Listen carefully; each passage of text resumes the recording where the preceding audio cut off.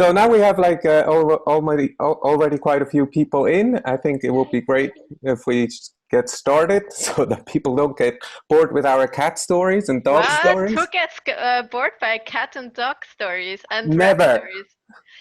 stories? Okay. So yeah, should we get started then? Mm-hmm. Perfect. So yeah, hi everyone. Thank you so much for joining our session with a very complicated name. It's a spotlight from the IGDA Switzerland chapter and Women in Games. And our session is called Why Every Game is Political and How Diversity Can Help You Make Better Games. My name is Tabea. I'm very excited to be here because the idea for this session actually started 2 years ago. Last week, we wanted to make it for the last version of LUDICIOUS. That sadly didn't happen. So we planned for this one, and then the pandemic happened. And we were like, oh, I'm not sure if we can do it this year, but luckily we were able to. So I'm so happy to be here together with Stefan, Tanya, Alayna, and Kaya. Yeah, so why every game is political? The session name was discussed, and it basically came out of the idea. I'm also lecturing, or I lectured gender topics at Game University, and I had so many students who were like, okay, but why do we have to talk about these serious issues? Because, you know, it's just a game. And that's why we had to discuss this. Every game is political topic a lot. And we kind of, when we talked to our speakers about the session today, this came up again. So we went with that title. Maybe Stefan, you can also talk a little bit about your view on the session topic and why we are here. Yeah, and I think, you know, it's like when people talk about politics, they often think about politicians and speeches and all of this kind of stuff. But that's not the kind of politics that this is, or not only this kind of politics that we're talking about. This is also about, you know, like about the identity, our identity, and how we represent this identity and how we see it, and also about who influences, who has the power to influence what we see and what we play. And I think it's very important when we talk about marginalized people, or not this white, the white male that has been the standard of things for so long, that when we grow up, we all look for role models, no matter who we are. And I think it is very important that these role models actually exist. And now the problem is that for a lot of identities, I think they don't exist, or they are skewed. And so, for example, there are very few transgender role models that we have. And when we see transgender role models in movies or in games, they're either ridiculed or sad or have problems. But rarely do you see a truly happy transgender person anywhere that has depth and just lives a normal life. And so this, I think, is where we learn that being trans is a problem. And this happens with a lot of identities, not just trans people. So I think what it boils down to ultimately is that a lot of people in the games industry still say that their games are not political, or that they keep politics out of their games. And I think but that's not true, because culture, moral, and identities, they're often baked into the characters and the stories that people make. And this is why we say you cannot create content without being political. And even if it isn't your intention, your games will be viewed in a political light. And so we have 3 speakers here today who will talk about all these issues from various backgrounds, and how they are working towards changing the perceptions, and how this, listening to all of this, can help you make better games. Yeah, do you want to start introducing the speakers today? We will have the order in terms of time zones. So Alayna will start, then we will have Kaya, and then Tanya at last but not least. Alayna is going to talk about why everything is connected. So she's going to probably give a little overview. She is the managing director at Queerly Represent Me. She's the co-chair of the IGDA LGBTQ+ special interest groups, producer at Sledgehammer Games, a journalist and game developer. She also holds a doctorate in creative arts, and she will release a book and in 2 weeks, and I think it's not the first, right? so many amazing things, Alayna. Next up will be Kaya. Kaya Ahmed. She is hailing us from Islamabad in Pakistan today. She, for example, created a physical gamified solution for women with postpartum depression. Also, like, I think she's going to talk to us today about how you founded a game company in Pakistan and hired like people with very diverse backgrounds. And currently you work even on, Kaya works on a AAA game and works for Optera Digital in a narrative lead position. So I think we're going to hear a lot of stuff from Kaya today that is going to be super exciting. And yeah, the last talk will be by Tanya. She will talk about why every game is political. So she will close by the words we started with and get us back to our topic. She is the founder of I Need Diverse Games. She is also the editor of several books. For example, Tales from the Margins. And you also worked in publishing and writing for tabletop RPGs. So yeah, Stefan, should we mute ourselves and I think we mute ourselves and we hand over the stage to Alayna. Thank you for that really lovely, kind introduction. Now we do the tech thing, and we hope that our little test, which went flawlessly, was a good omen. Are we all good? Are we all seeing? Perfect. Getting thumbs up from Kaya and Tabia. Beautiful. So as you guys said at the beginning of this, the main talk that the main point that I want to make today is about how everything is connected. And hopefully that will kind of pave the way for more deep dive conversations into representations of character and, you know, underrepresented people in studios and things like that, that I know Kaya and Tanya are going to be talking about. So this will hopefully be a nice overview to get you started. If it wants to, there we go. So my name's Alayna Cole. I am several things, as was mentioned, including a producer at a AAA studio in my day-to-day. I am managing director of a not-for-profit that focuses on diversity in games.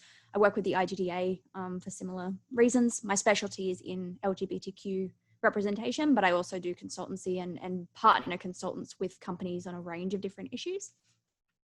I was co-author of 2 different books that are both coming out this year. One comes out in 2 weeks, the other comes out end of year, that talk about the politics in games, how to unpack that, and kind of what that is and what that means, and also just how to better diversify events and companies and game content and all sorts of things like that. So kind of a couple of different angles for the sorts of topics that we're talking about today.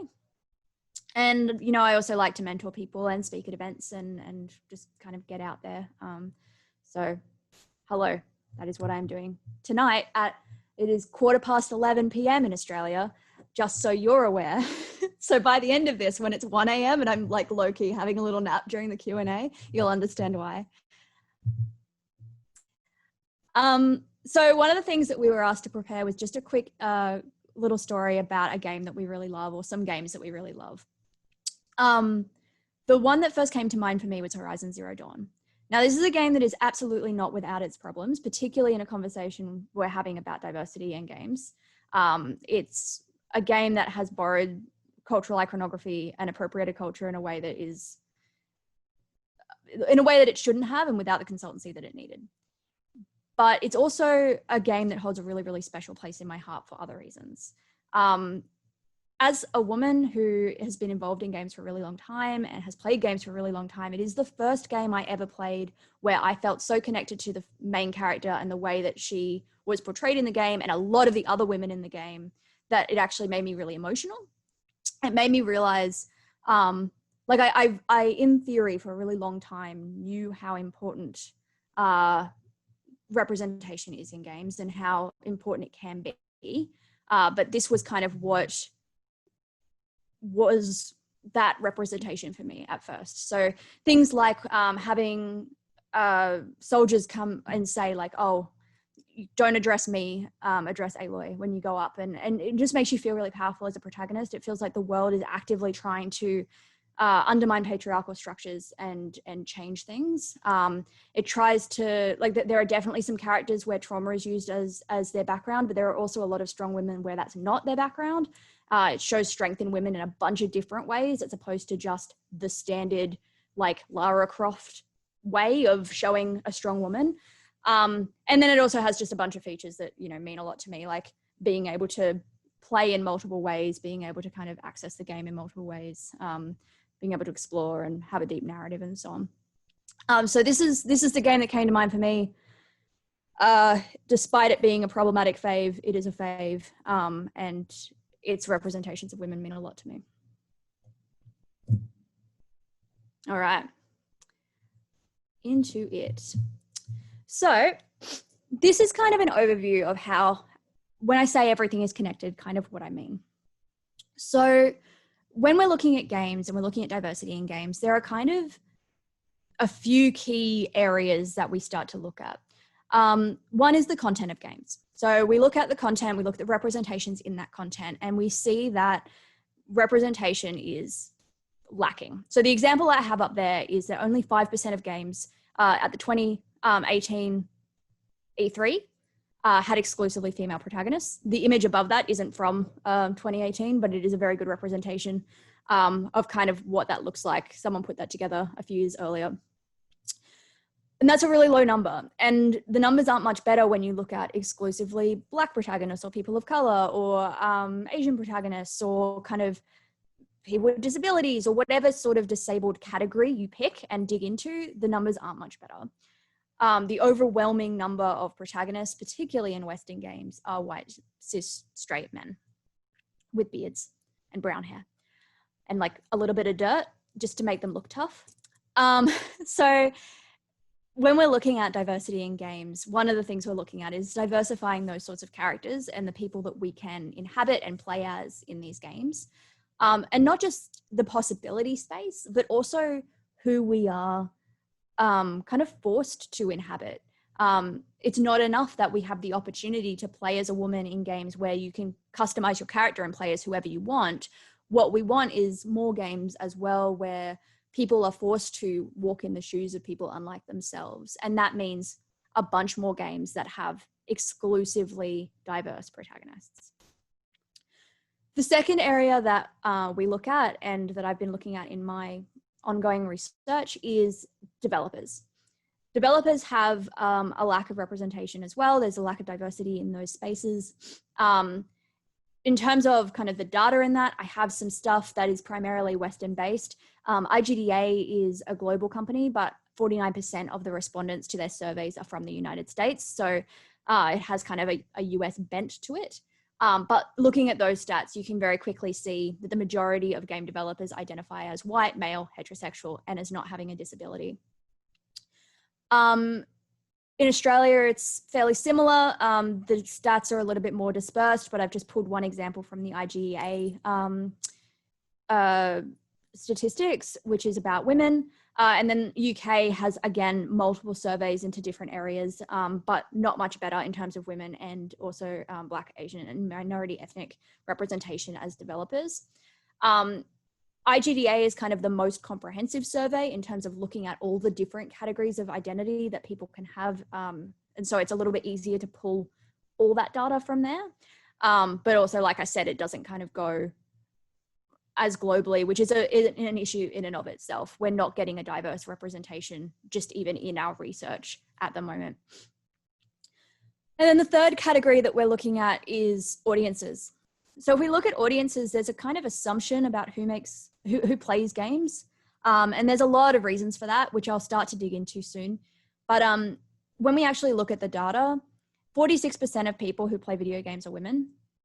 The types of games that they play is quite varied, but 46% of people who play games are women. So that's almost half, right? So it's fairly ridiculous for games to be marketed so pointedly toward men when there are so many women, and also people who don't identify as male or female that are playing video games. Another statistic is that Black, Hispanic, and Asian audiences that are aged 8 to 18 actually consume more video games than white people. And so if we are trying to appeal to a particular audience with the content that we create, that argument falls flat because this large portion of people in the kind of target age group for a lot of these console games aren't even in the white male demographic that things are kind of being marketed towards. So those are some kind of general stats to kind of show you where we're at. And if we just pick one of those, obviously all of these different areas are really important, but if we just look at, say, gender, and we look at women specifically, we can kind of start to see that things are kind of,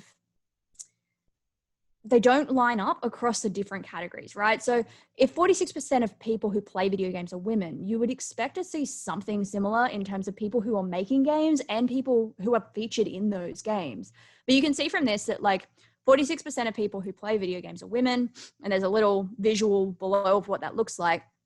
Between 18 and 86 of people who make video games are women, and that variation is because somewhere in that was also people who identify as not male or female and also didn't disclose gender. So that's kind of back engineered from male. But somewhere in that 18 to 26%. And then only 5% of games have exclusively female protagonists based on those stats that we just looked at. So you can see that there's like this great drop off. Like there are fewer developers than there are players who identify as women. And then there are fewer characters again who are exclusively female than the developers making them. So there's a lot of different reasons for this. And like I said, all of it's connected, right? So let's dig in a little bit. Part of the problem is to do with entering the industry. So if we are going to kind of look at this group of people, we're going to say, okay, 46% of women, or 46% of players are women. How do we inspire them to enter this industry? If they're passionate about playing games, how do we make them passionate about making them? Same way people who love to read as kids love to become authors and so on. How do we inspire that? And part of the problem is entering the industry is incredibly difficult, and it's difficult for everybody, but it's particularly difficult for marginalized groups of people. Events can be incredibly unsafe for marginalized groups, and that is a really poignant dot point over the last few weeks specifically, given all of the things that are currently coming out again in our industry. If you haven't been on Twitter, there are sexual assault and harassment claims coming out again from a bunch of different people who have been harassed and assaulted at industry events and in workplaces. And those people are predominantly marginalized people. They're women, they're, non-men, non-binary, whatever. They're people of color, they're people who are in these kind of more marginalized groups. So if attending networking events or just going to work can be unsafe for you if you're marginalized, it's going to be much more difficult for you to get into the industry. It's harder to network, it's harder to attend to these things. Unconscious bias also influences hiring decisions. This is something that's been pretty well documented at this stage. But hiring, when your senior executives are white men, hiring tends to bias more white men, particularly because of that third point, which is that hiring managers can favor the circles of people that they already know. So if most people who have worked in games are white men and people have experience having worked with them before, it kind of doesn't diversify, it doesn't break out of that. Senior and experienced developers are also more likely to get roles than juniors and graduates. If you are in a team that has a limited amount of space, you're generally trying to appeal to a number of people with enough skill to be able to pull off the project that you're creating. Obviously, there are also things like budgets and stuff that factor in, and that can lead to more juniors being hired. But for a lot of these kind of indies that can only pick a few people, they tend to pick more experienced developers, and those experienced developers needed to have already received jobs, and to have already received jobs, chances are those people are not marginalized, just in terms of the way that the industry is structured. And so seniors tend to be from overrepresented groups. And so again, the industry doesn't diversify, and it becomes really difficult for people to enter the industry. But then the other thing is about staying in the industry. So company culture can create a boys club. There are plenty of companies out there with amazing cultures that are really actively trying to achieve that. But there are also a lot of workplaces that have that kind of bro-y atmosphere, particularly if, you know, everyone there is a man except for a couple of people. It can become really difficult for you to feel like you fit in there. And that can weigh you down. It can be exhausting. It can also be the same if you know, identify as a race that isn't white and surrounded by white people, and you feel like you're constantly trying to explain microaggressions and things that are happening, or people are asking you questions and you don't want to answer, and it's frustrating. Same if you have a disability, but you're the only one with one. And so every time there's something about disability that comes up, you're the one that has to request a ramp or a disabled toilet. Like those sorts of things are exhausting to constantly have to be a part of and leading the way on, in addition to your own job. So I completely understand if you get to a point where people in those marginalized categories and identities feel like they just don't want to do it anymore. You know, we've got these marginalized people who are far more likely to receive abuse on Twitter, for instance. That's exhausting. Why would we want to keep doing that forever? And so it makes sense that also a lot of the juniors that do get in who are marginalized don't stick around, because they get exhausted, they get drained, they move on. Those same unconscious biases that we talked about before also influence promotions and hiring. So it's not just literally coming through the door that they're influenced by, it's also that they're influencing, it's also going up the chain and going into these senior roles. Like I said, a lot of diverse employees will change industries, and also diverse employees are underpaid for extra work. So there are a lot of companies out there who have started to work out diversity is important and have put their diverse workers together into committees and are asking them to help with that process, but are doing it as additions to their role that they're actually there to do. So you've got people who aren't marginalized or who are marginalized in different ways working in their normal role for their normal pay. And then you've got marginalized people being put in committees to do extra work for no extra money. And again, that's exhausting. That's kind of creating this extra work that exhausts you, drains you, and doesn't necessarily encourage you to stick around in the industry. And if we aren't creating these diverse teams, we aren't creating these diverse characters, which is why we go from, you know, that example of 46% to 26% to 5%. Diverse teams are more likely to notice a lack of diversity in content. Marginalized team members are more likely to notice any problematic representations that are there as well. So if they're playing through a build, they're more likely to say, hey, that's an issue, and it will get picked up rather than launched. And marginalized people are also more likely to push for ongoing and regular consultation because it is a higher priority for us a lot of the time. So I know that at my work, we are I'm one of the several voices that are constantly kind of pushing for that. And a lot of the voices doing that work are marginalized groups for, you know, in terms of their gender or race or sexuality or disability. But as I said, it's really important we make sure we don't just rely on diverse team members and just use them for free as consultants. They're only one facet of consultation experience. There's a lot of different things that go into being a consultant, and that's part of the work that I do. I know it's part of the work that Tanya does, and so I'm sure she kind of feels this as well. There's more to being a specialist than just literally your lived experience. And you also just need to like get paid for it. Like, it's not like you're just observing stuff because of who you are. You're also like doing a job, and it's really important. And you're doing a lot of research and consultancy with other consultants and working kind of in these big groups. So you've got to make sure that you are aware of that and are paying specialists to do this work, not just expecting marginalized folks to do it for free.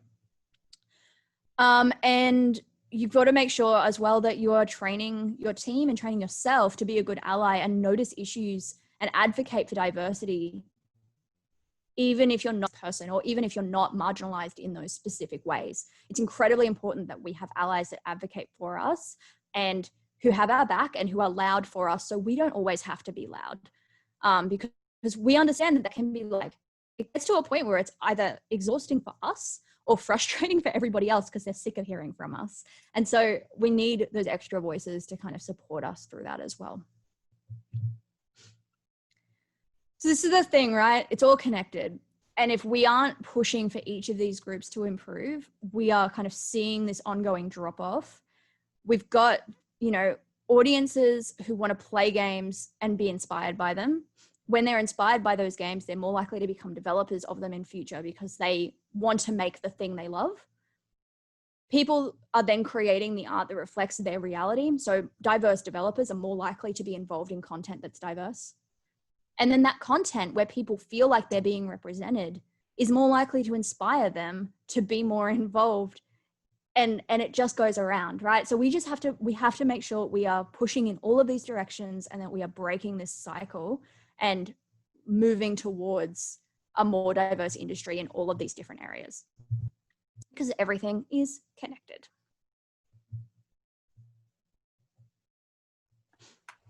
Cool. And I'm enjoying the silent claps that I am getting from the other faces in the chat. Thank you very much. Thank you so much. So yeah, that's my talk. I think we're doing Q&A at the end for all of us. Questions, feel free to jot them down so you don't forget them, or put them in the chat or whatever, and we can get to them at the end. And thank you.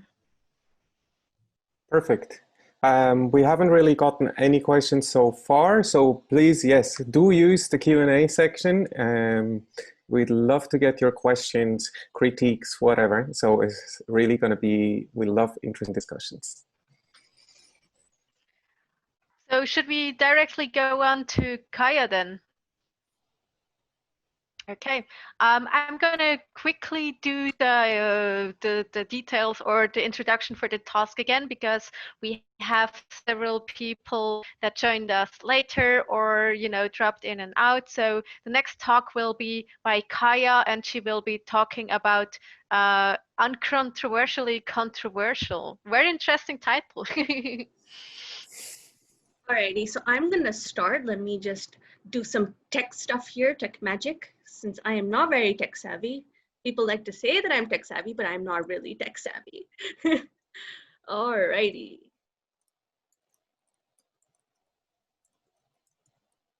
Alrighty, are we good to go? We're good? Let's do it. All right, so unconventionally conventional. Alayna talked very nicely about the need for diversity in games, and a lot of that comes from the people. We need to hire more diverse people, and my talk is mostly centered around how the company I helped co-found basically did that stuff and the results we came up with. So how a bunch of unconventionally conventional people created stuff that can actually help. So just a brief introduction about me. My name is Kaya. I am based in Islamabad, Pakistan. I am primarily a writer. I started out actually writing for TV shows and comic books. So my first gig was actually I was 16 when I started writing for a TV show, an animated TV show in Pakistan. And then I moved on to writing and consulting for Miss Marvel on Marvel Comics. And then side by side, I also wrote Burqa Avengers, TV series in Pakistan. It now airs globally, so that's pretty cool. So, and then after that, I broke into gaming because I've always loved games. My parents introduced me to gaming. They gave me my first Sega Mega Drive, and I remember playing Sonic on it, and it was one of my favorite moments. I love games. I've always loved games, and you know, I never realized that I could actually use my writing skills to actually get into games until quite later on. But before that, it was just mostly television, comics, and fan fiction, which is where I got my start from. And actually, this is where Marvel found me, through my fan fiction. So yeah, and just to give you a brief overview, those are some of my favorite games, but I'm gonna move on into them in detail. So yeah, just an overview. This is what I do. I create, and I've been creating for 12 years. So some of the stuff I worked on, the top row talks about my comics and my TV shows, the bottom row is all my game work. So that's me in a nutshell. Now on to games. If I had to pick, it's Halo. It's, oh God, when they asked me to pick a game, I had a little nervous. Oh my God, who do I pick? But this is the game that launched me into thinking, okay, I can become a writer. I can become a writer for games. Because for a long time, I saw shooter games as bro games. They were just made for bros. And I never really played them. I was an RPG girl. I was someone who played Final Fantasy. I was someone who played, Dead or Alive. I never really went in an action adventure hack and slash Devil May Cry, all this stuff, but I never went into shooters because it was just not for me. It was so bro-y. It was like, hey bro, what's up? Like, I didn't want that. I did not want that one-dimensional bang bang, you dead. And then I played Halo, and God, Halo 4 was my first Halo, and I was familiar with the lore. I had watched my cousin play it, but the first time when I got my 360 and I could play Halo 4, I played it and it made me cry.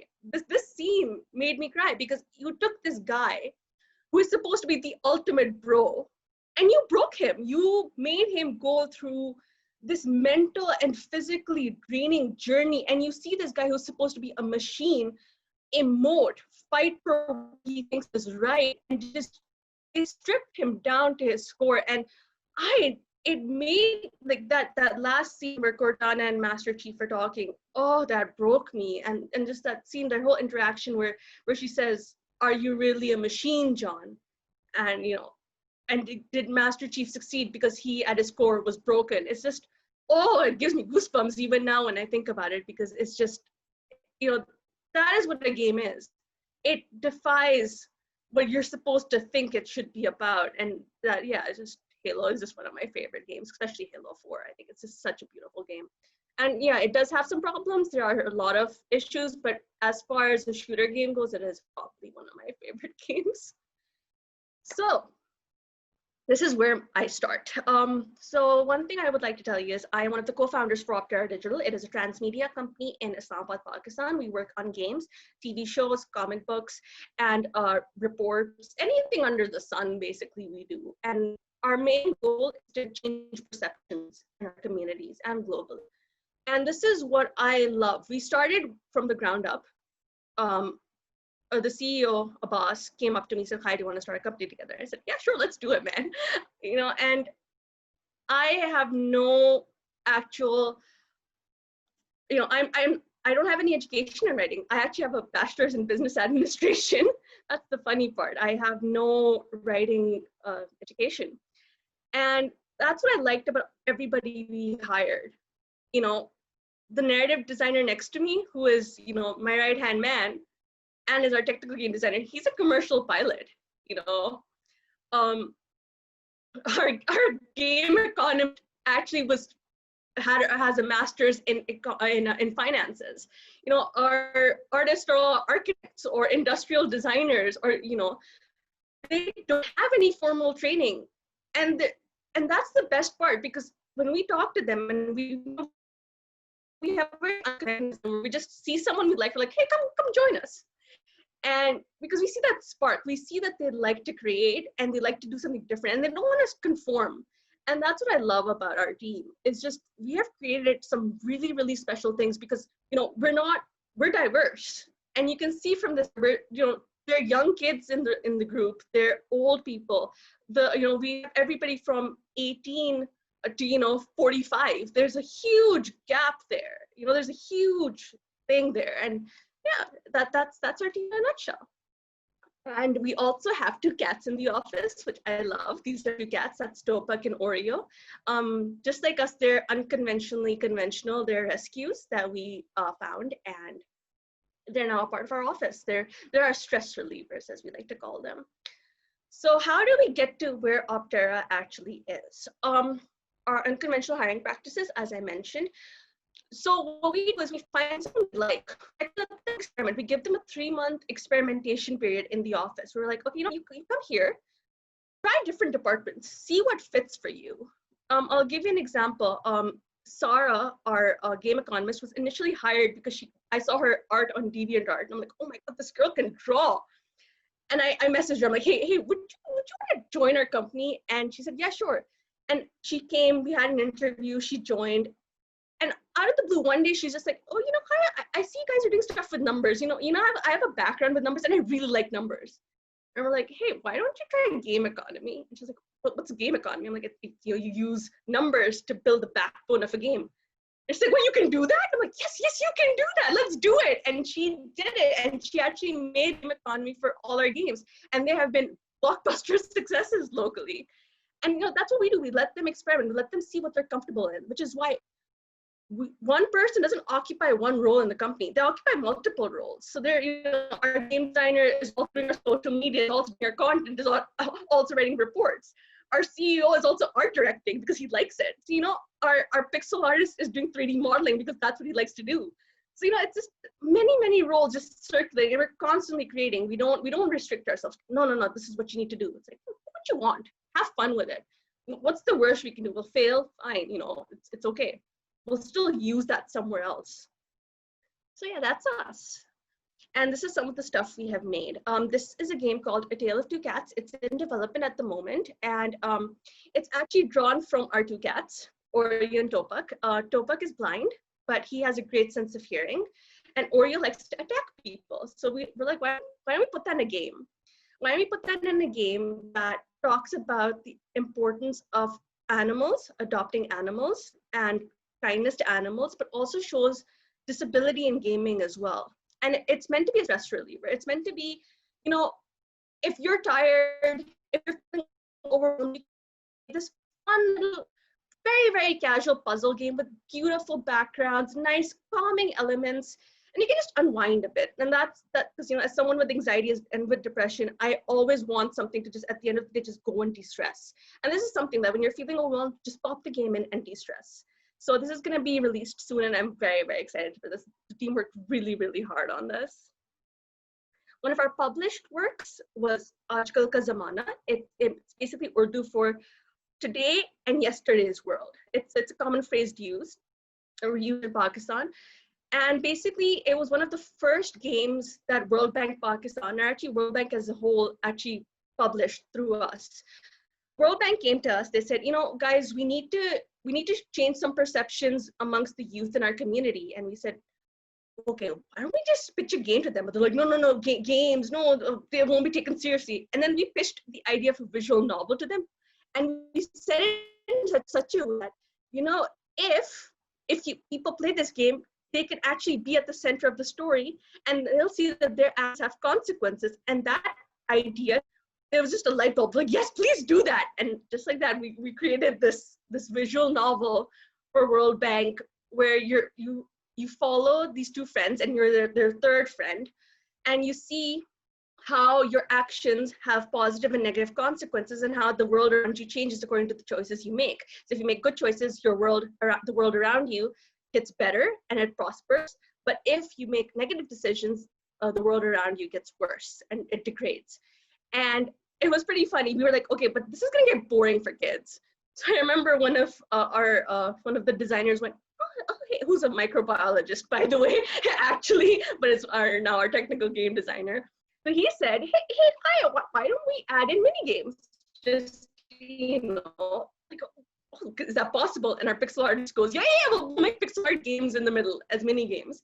So yeah, so we had the whole story going, and just to break the flow in the middle, we had these fun mini games which address stuff like picking up trash, planting and growing trees for your environment, plugging leaks to save water, stuff like that. And at the end of each chapter, we even showed these little statuses of where you stood at the end of the game, because I think that's something that's really cool when a game shows you that you are actually in charge and gives you an agency to do better.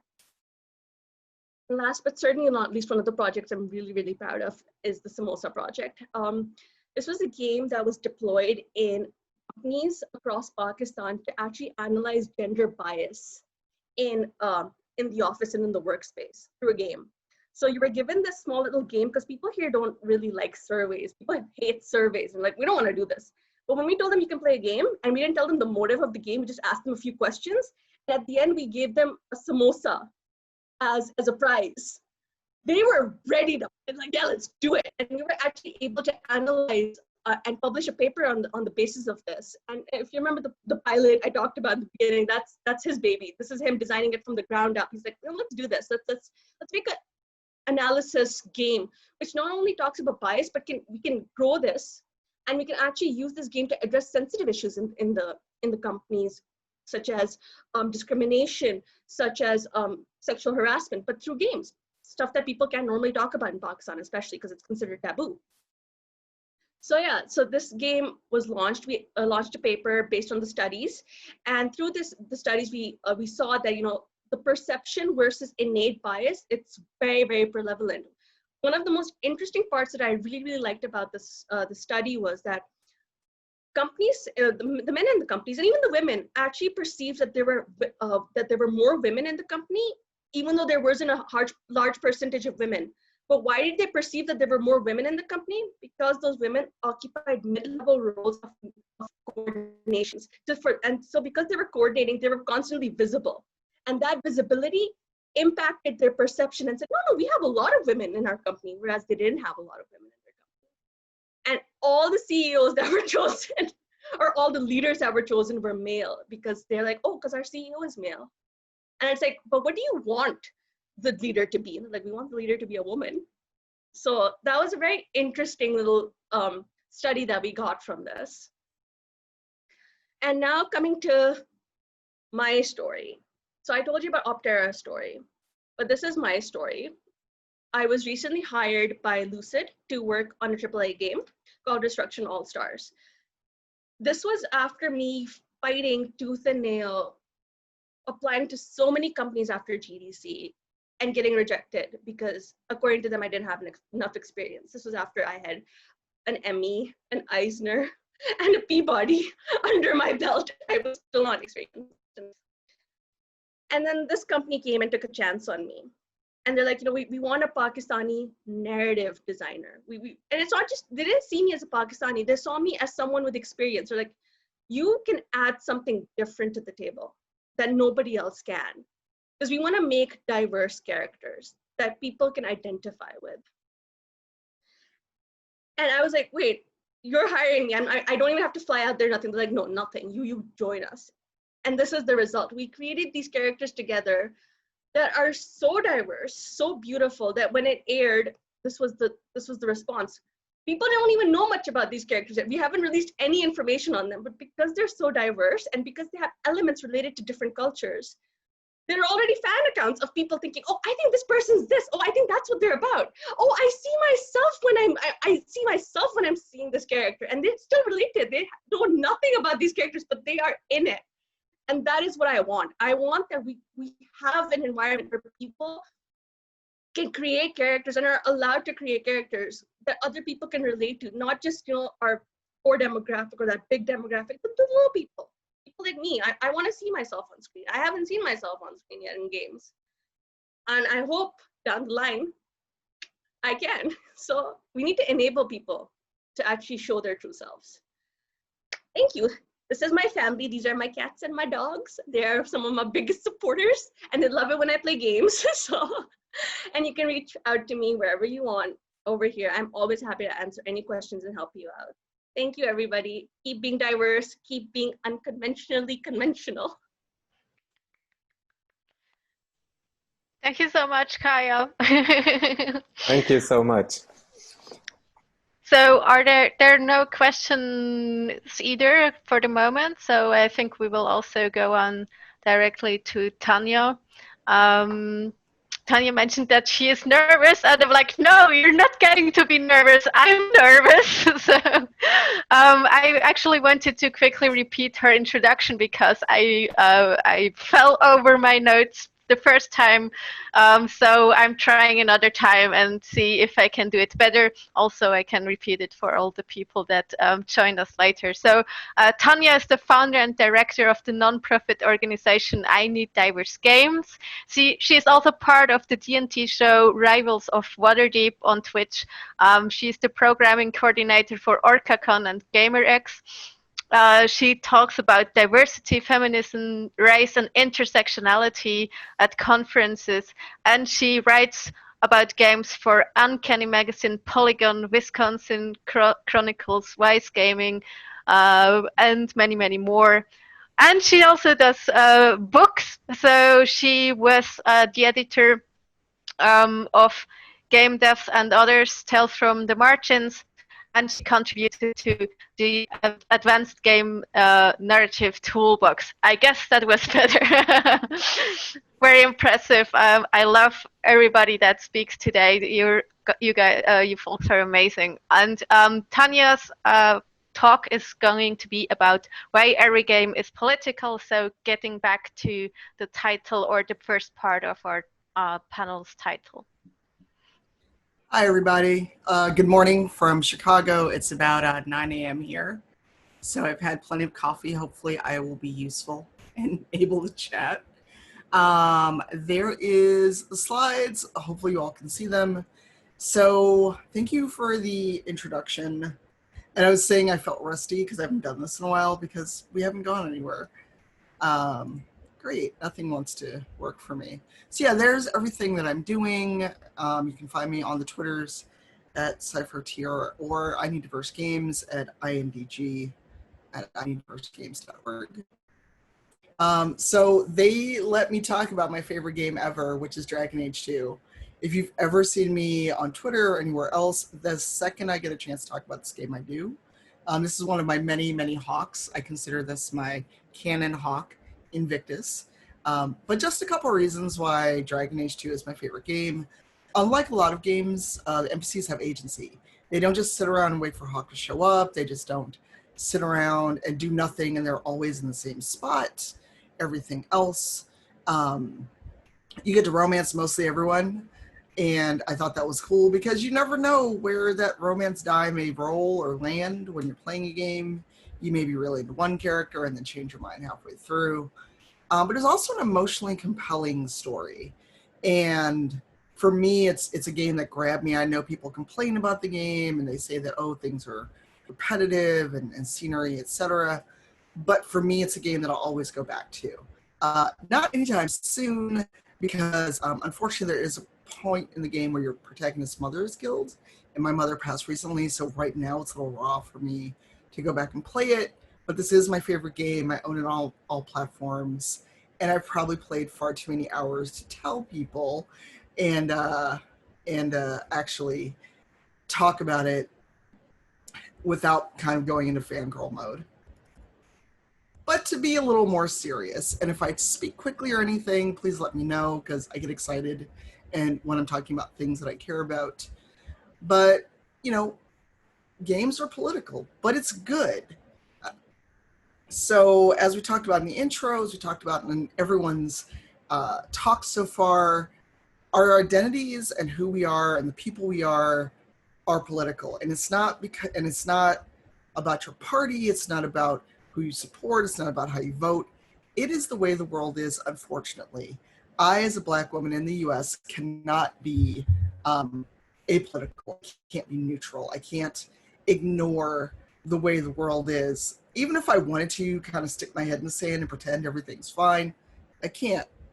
You know, especially living in the US, unfortunately, with who's in the White House, I can't do that. With what's going on with Black Lives Matter, I can't do that. There's too many ways in which the world will never let me forget who I am and what I am.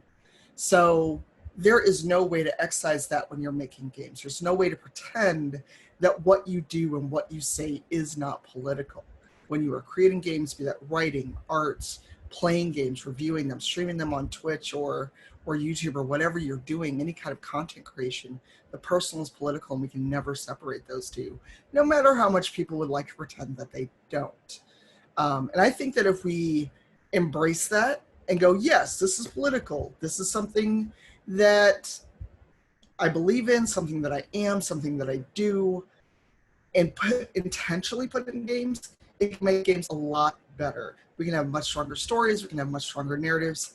If games didn't try to be very apolitical and go, yes, we made a game about killing all of these brown people, or you have a first-person shooter where you kill people that look like me or like Kaya, and just go, but no politics, JK. You can't do that.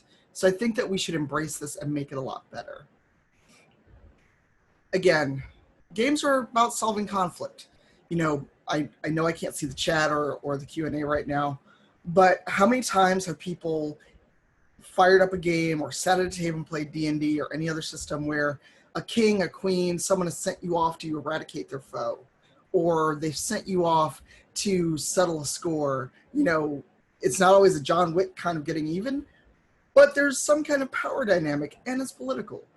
So we can't just ignore that.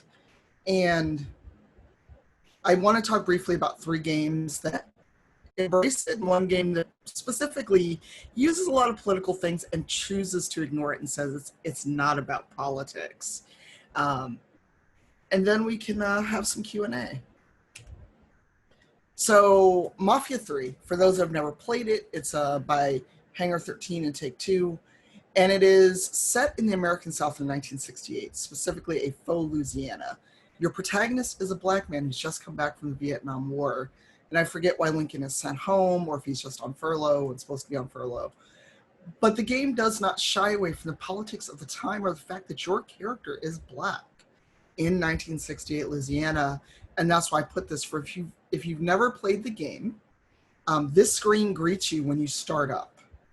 And I love that Hangar 13 did not ignore this and actually says that if we did not embrace this, if we did not show you this, it wouldn't be the same game. And it wouldn't. And yes, people were upset about it. They were mad about it. I read a review where a very white male British reviewer said he was very tired of hearing the N-word so very much in the game because NPCs call you slurs.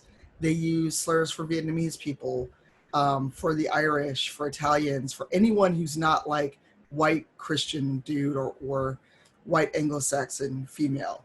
So the game does not let you forget. And that's what I loved about it, is that for once I was able to sit down at a game and have it not ignore the very real political, socioeconomic, racial tensions of the setting. And, you know, it's great that people wanted to play it and they loved it, but what I noticed more and more was people that didn't like the game were like, why is this being shoved in my face? Why is this being forced on me? Spoiler, people that lived in that time, black people living right now, myself included, we don't get to do that. I can't put down a controller and pretend the world doesn't exist as it is. I don't get to do digital blackface or pretend that I'm black for the 2 to 4 hours a day that I play the game. Streaming this game caused some of the worst racism and harassment I've faced on the platform. All because people want to separate politics and race and gender from the games that they willingly play. Because again, no one was forced to play this game. No one, you know, excuse the phrase, but no one put a gun to anyone's head and made them go out and spend $60 to buy it. So the fact that we knew well in advance of the game being released that you played a black protagonist that's set in 68 Louisiana, this shouldn't have been a surprise to you. But yet, every time there's a game or if they have a black protagonist on a cover like Battlefield 5, I believe it was, people get very angry and they get upset. And I feel that if we just got away from this idea that games are simply entertainment, it's media, it's something else, it's a genre, and it can teach and it can learn, or we can learn from games, that we'd be a lot better off. Next example is Division 2. Now this is from the current DLC, so if you've not played Warlords of New York, you may not get it. You may not have seen this, but I included it because it's so prescient of what's going on right now, at least in the US. There have been black people murdered by the police here over the last 10, 12 years. George Floyd is just the latest high-profile case of police murder. And you can't have a statement like this in a game and then say it's apolitical. Yes, it's set in, I think it's even set in the past, but this game has been in development for a while, so it's not like this is a surprise, it's not like this is new. And while it's not intentionally political, you know, per things that Ubisoft has said, you can't read that any other way. I can't come across this in a game and not connect it to what is going on now.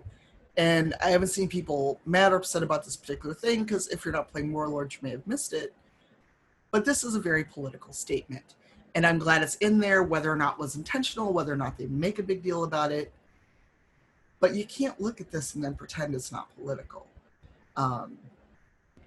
And there's a lot of sentiment. I could have this up right now. It could be in a game that's being created right now and be very, very true. And the last and my least favorite, I think it's fair to say, and if you worked on this game, you're watching this, I apologize, but I hated this game. Because it intentionally used a Black person as your protagonist, as your main android, used quotes from Martin Luther King, quotes from Malcolm X, had androids as a substitute for people, and then the creator had the goal to say, this isn't political. I played the game. I didn't finish it. I just couldn't finish it. But there's no way in which you could play this game or watch anyone play this game and see the use of a Black man in this game. And yes, Android, but Android is just a stand-in. We know it's a stand-in. And say it's not political. And all the reviews, so many reviews, pointed this out. And to this day, I believe the creator still says that it's not political. It's about androids. It's about androids. And a lot of games do that. A lot of games will say that, oh, this isn't about politics. Oh, it's about these non-humans. It's about orcs. It's about, the drow or what have you, or in this case, androids. They're just substituted. Had the game been very intentional about, yes, they're androids, but they're androids that look like marginalized people. They look like Black people, because early in the game, the android based on Jesse Williams literally stands in the back of the bus as a parallel to Rosa Parks. You can't do that and then go, oh, no politics, sorry. That's not how things work. Because no one who played this game saw that or thought that it was apolitical. And so that's why I think the games and the people who create them, ourselves included, anyone watching this, anyone on our panel, need to embrace and acknowledge the fact that, yes, politics are in the game, whether it's subtle, whether it's overt, whether that you sit there and you go, I know I did these things, I know I substituted aliens or androids or what have you, but not political. You're doing a disservice to us as players. You're doing a disservice to other developers. Because yes, we all have biases, a lot of people have prejudices, and sometimes it comes out in people's work, sometimes it doesn't, because thankfully most games are not made by one individual who can't be checked and reviewed and edited. But something like Detroit Become Human, that intentionally eschews politics, it uses very political imagery and dialogue and subtext. You're doing a disservice to us as someone playing this game. So this is brief because I know that I've fussed a lot about games and about why we need to stop being afraid of them.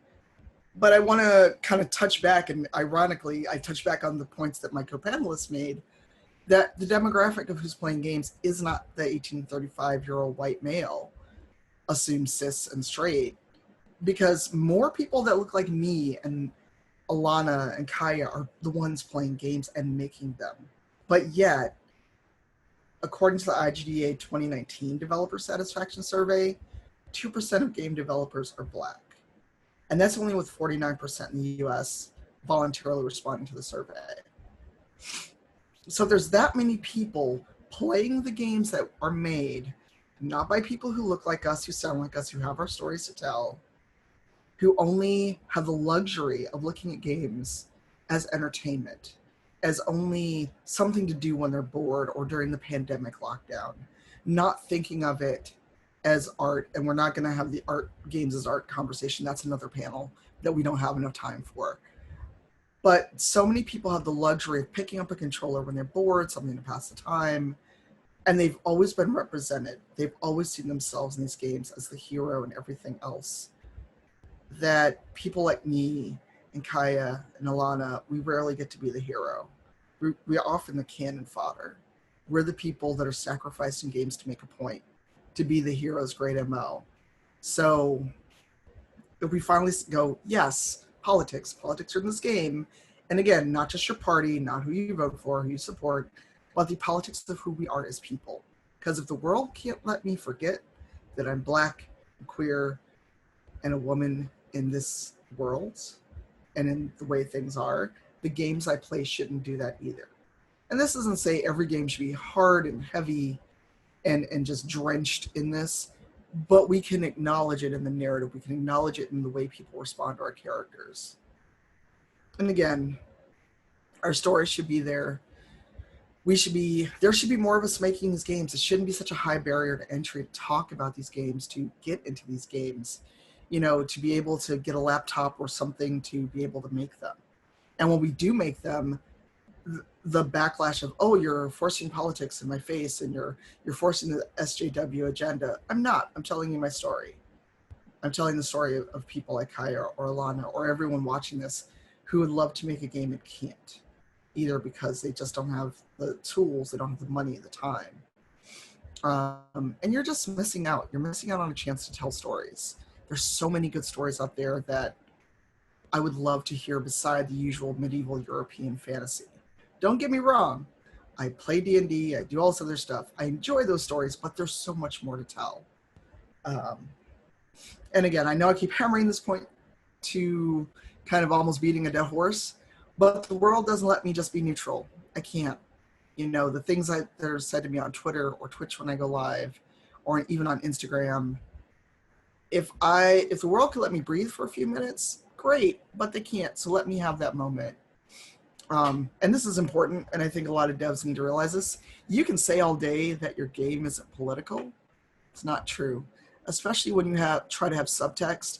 That subtext is going to be dragged out to the light and beaten over the table and shown to everyone as go, I know you said it's not political, but did you see what you did here? This is a thing. Accept that it's okay. Accept that being political is fine. And expand what being political means. It doesn't mean an overt message in support of one party or another. It means the personal's political, and that's all right. And this is the last thing, and I wish, again, a wish list of what I wish people would do is, if anyone complains about a forced agenda, if they complain about what you're doing, be okay with them not playing your game. Do you really need them and their money? Do you need them to be a supporter of your game if they think that simply telling someone's story is forced? Because my life story isn't done yet, and if you think that's political, and if I get to tell that story in a game and you don't want to play it, that's your loss. So yeah, that was me. I know I went on and I got a little bit passionate, but hey, it's what I do for a living. This is how you can contact me, and I hope we have some Q&A. I hope we have some folks with a lot of questions. But thanks for letting me talk, and thank you to everyone for being here. Thank you so much, Tanya. That was a super inspiring talk. Yes. Thanks to all the speakers. Really amazing. We have seen like the whole range of the topics that we wanted this panel to be about. And now it's really also the time of the attendees to ask your questions, to participate, and send us your input. I mean, of course, we have stuff prepared. I think we have a lot to discuss, but we are totally like looking forward to read your input. Stefan, do you want to start, or should I just start with the first question that we got after I think we should. Kaya's talk? So we had a question for Kaya that was, what was the best part about working on Destruction All-Stars, and where do you see Optera Digital in 5 years? Oh, that's a big question. That's a loaded question. So I'll just keep it really, really short. For Destruction All-Stars, the thing I loved working on it was my first AAA game. So it's like, oh, what? Oh my.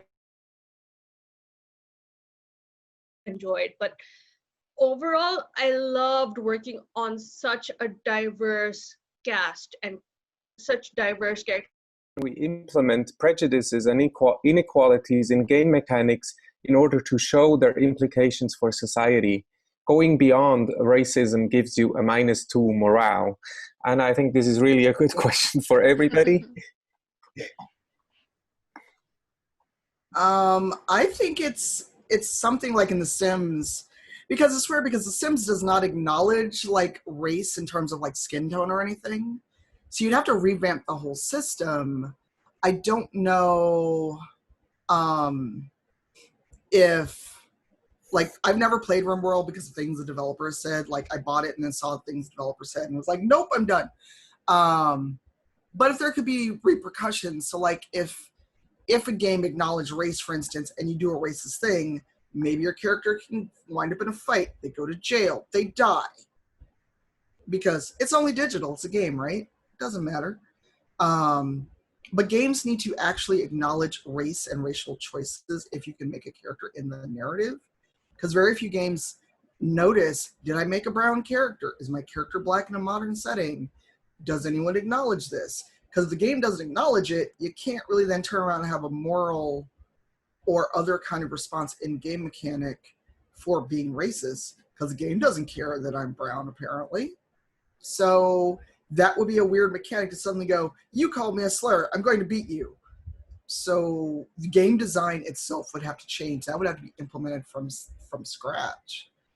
And how do we then have the game acknowledge a player's choice in race? Or in a game like, say, Mafia 3, there was that built in. If someone called me a slur, I could beat them. I could shoot them. I could kill them if I wanted, but then the police chased me. So unless a game has that kind of baked in to acknowledge the race and characteristics of your protagonist, whether it's a default protagonist you can't change or you can make one, there's not a lot you can really do. So we have to get to where we acknowledge race and things like that first before you can bake that in mechanically. Does anyone else have thoughts? I don't want to monopolize the conversation. Yeah, like I think for the particular example of like how do we depict racism, like your points really kind of speak to that.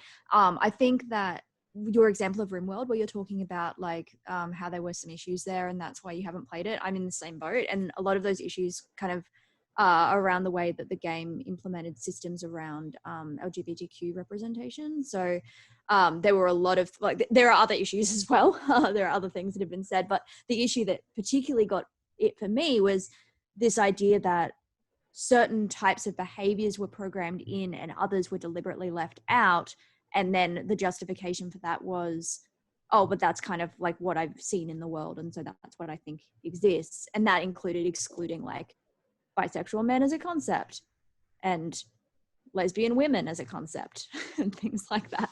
And it's like, I think that the first step before we start thinking about how do we, you know, punish slurs or discriminatory behavior in the games themselves is like, can we please make sure that these systemic games are maybe depicting all sexualities and thinking they exist? You know, like step one is kind of a further step back than that. It's making sure that those systems actually reflect reality in a way that then we can have more nuanced discussions with. And then I also think it's valuable to remember that like not every game needs to be an accurate reflection of reality. There is a level of like, I experience enough crap in my day-to-day life that sometimes I just want to play a game that is not about that. I don't need to go into a game and play as a woman and also be harassed like I could be on Twitter, you know? So I think that we need to remember that this isn't a conversation. It's never a conversation about changing every single game. It's about how does some of our games do this thing while some other games do this other thing. We don't want to get rid of these kind of escapist fantasy games where I'm not going to be harassed on the street, but it would also be interesting to explore those themes in our games and not always just ignore them as well.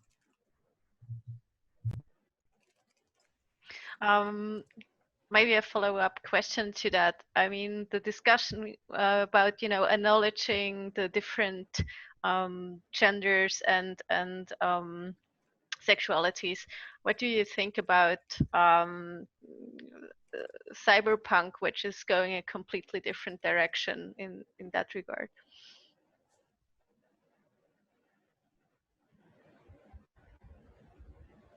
Or are you asking me? I don't know. I'm kind of open. I mean, Alayna was basically talking about that, but I'm open to. Tanya and Alayna should take this. You guys have good, you guys are really good, and you guys will have some really good thoughts on this, I feel. Could you repeat the question? I'm sorry. We talked about, games acknowledging different genders and different sexualities, and currently everybody or a lot of people are looking forward to cyberpunk, and they went a completely different direction with that. How do you think about that direction? I mean, I don't know. I've watched some footage of it, but I know that a lot of friends are not particularly happy because one of the things that are tied to how people address you is the pitch of your voice, which isn't indicative of your gender. Because, for instance, I do not have a super high squeaky voice that a lot of people would assign to a femme-bodied person. I have more of an alto, lower voice, especially my regular speaking voice. So hopefully that will change in the final product. I mean, I know it's delayed till November. So I don't know. I feel a weird way about it. And depending on how things go, if I get any access to the game and can talk about it, it would definitely be something I talk about. But I think that's something where they may have had a good intent, but it didn't quite pan out the way that they hoped. Because I know that there's something about being able to modify genitalia as well that we saw in the most recent gameplay. And again, cool that you can modify genitalia, but are people going to respond to you based on outward appearance? Because what if someone says I'm gender neutral, but they have certain, outward appearance, and then is the game going to then misgender you the whole time and give someone dysphoria? Or again, if I choose a higher voice, but I say my character is gender neutral, but I'm addressed as Miss the whole time, is that okay? That's not okay either. And it's funny because it's a really big topic in gaming in general when we talk about online games and people are using voice chat and they're just basically treated based on their pitch of their voice, right? So it's actually a really big topic that is not new to gaming, basically. Should we take The only another? thing I would add there. Yeah, I was just gonna say the only thing I would add there is, like, if you're looking at a game like that and you're looking at, say, representations of, trans people, I'm like, none of us here, as far as I am aware, is the best person to talk about that. So like, look up stories, look up other people's experiences. There are plenty of people who are talking about this game on social media and on Medium and things like that. So yeah, definitely look into how people are experiencing the game and make your judgments from there. I think we got in quite an interesting question here from Edward. And he says, like, in South Park, you have this hard mode if you choose a black skin. I don't know how far it goes, but I thought it would be an interesting example. Of course, South Park is satire, so I don't know how relevant it is. What do you guys think? I have many unkind feelings about South Park, so I say this with that caveat. On the one hand, cool, because life is on hard mode as a black person, but a game with South Park is not where I'm going to go for that moral lesson. And I honestly don't think that was a good choice for it, because no one takes that game or South Park seriously enough to take the lesson they're trying to give you. It's way too little, way too late in terms of South Park and the message they're trying to bring. I think, Kaya, you were also starting to say something. I was just going to agree with Tanya. I feel like the way they did it, it was an interesting way to depict it. But I feel like it wasn't the right medium. I feel like, again, like, nobody takes South Park seriously. So no one's going to actually, and even their target audience, they're not the best target audience. So I just feel like it's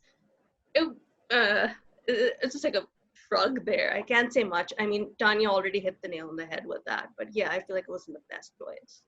I think the topic of South Park, though, is actually quite an interesting topic to talk about in this panel, because South Park is often perceived by white people to be this place that is kind of enlightened, and that is where the jokes are done in a very enlightened fashion. But that's not how it's perceived when you're not It's also with Rick and Morty. So it's like the South Parks, the Rick and Mortys, all these like the enlightened, and you're like, no, sweet summer child, no. So, Exactly. And I think it's this naivety that also is a big part of this what we want to achieve with this panel, is that actually a lot of people think they're doing great work, but they don't ask their audience.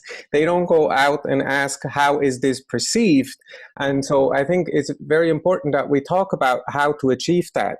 And so I think it kind of brings me back to a topic that I would like to bring up again, which is the hiring process that we have talked about before.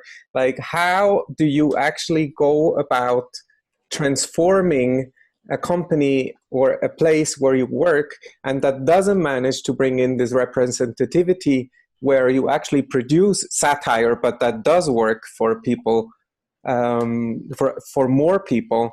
How do you change a work culture like that? There's one thing I would like to add here. So in the first gig I got when I was starting out as a writer, it was as the lead writer on this satire show called The Apartment Complex. It didn't get aired because of reasons, but the team that was working on it was a very diverse team. We were, so in Pakistan especially, it's, we're not just Muslims, we're Christians, there's Sikhs, Hindus, and even there's subsects in Muslim cultures as well. There are Pathans, Pashtun, Punjabis, Sindhis, etc. And our team was very diverse. We hired a lot of people from different backgrounds. We had people from Sindh come in, we had people from the Shia community come in. And when we were making that, we were addressing all these issues in a satirical manner, yes. But, oftentimes when people use the word satire, they use it as a way to get away with doing mean things. Like, they get mean to like, oh no, we were being satirical. It's like, no, you were just being a bully. Satire is a way to, show something, but without being mean to the person that is the subject of it all. And it's kind of to just bring some empathy and show the audience a more empathic, but slightly more in a slightly lighter tone, but still the empathy should be there. And we did that with the Apartment Complex, and then it didn't air because of reasons. So yeah, a diverse team is definitely needed for satire, because only they can bring in the issues or call out the issues and then find ways to address them, and then bring, I'll give you a very simple example. Pathans are called akhrod. It's a derogatory term. I'm a Pathan. I have had that being called to me many, many times. And then when we had to put that in the TV show, I'm like, okay, let's put this in. Let's have the Pathan character get called this. And what would their response be to it? And then we discovered it, and then we created a whole story around it. And these kind of experiences are needed, but from the right people. With South Park, with Rick and Morty, it's preliminary, white men at the writer's room or in the creation room. So yeah.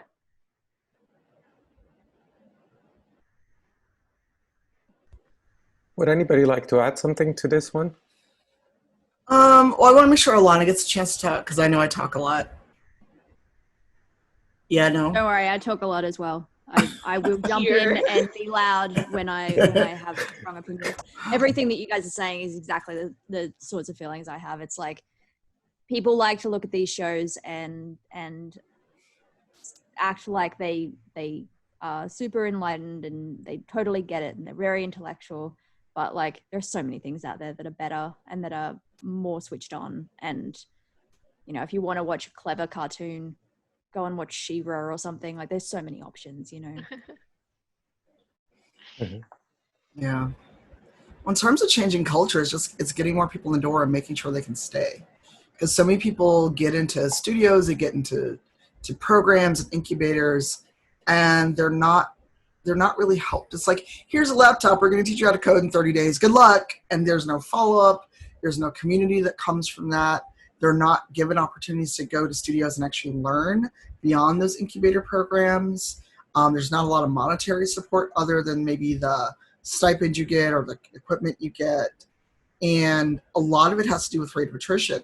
Because I could get hired by a studio, but if I'm one of two, maybe three Black people, people of color, openly queer folks, I'm not going to feel comfortable and I'm not going to stay. Or if the studio culture is hostile to the very things they want me to supposedly bring in and help them do, I'm not going to stay there. But so many people get in a job and it's their dream job, and they stay and they're abused and it's hostile until they see that they can go somewhere else and be treated better. We need to make sure people are not just welcomed, they're welcomed and are allowed to stay, allowed to flourish, and encouraged to grow, to get professional development. Because so many people, I know that I would try to get them to do panels, or try to get them to get out on a pitch to GDC, and it's like, oh, well, I'm not senior enough, they wouldn't let me go. Or if I got accepted, I'd have to pay out of pocket and I can't afford it. We need to have a culture where we encourage that growth and not just bring people in as a diversity hire.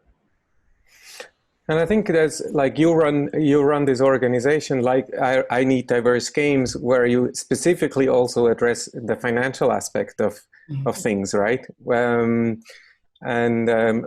I hear a lot of people say it's like it's cheap to just give money, but often that is actually the problem, right? The solver, right? Or how do you see things? It's like no, it's absolutely money. So, for instance, if GDC had happened, if the pandemic wasn't going on, I can't afford to go to GDC if I'm not a speaker, because passes are $2,000, and I'm in the U.S., but I've still got to travel cross country.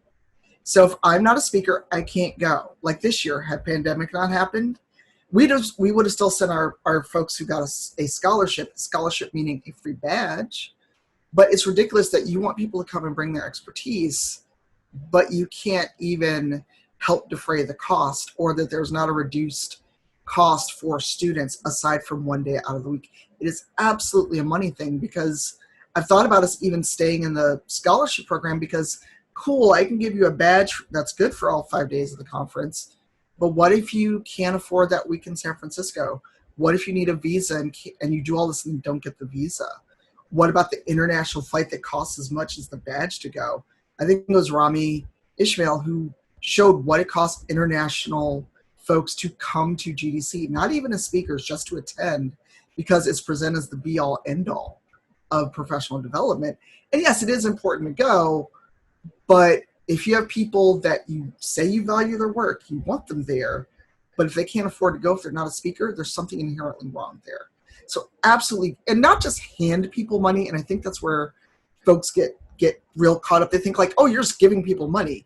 No, I need to come to you and go, I'm going to make a game, I'm going to give a talk, I'm going to do something to show that if my badge is covered, if I had $1,500, $2,000 to cover at least my flight and hotel, then eating out and all the cabs and Lyft you have to take, the price is alleviated.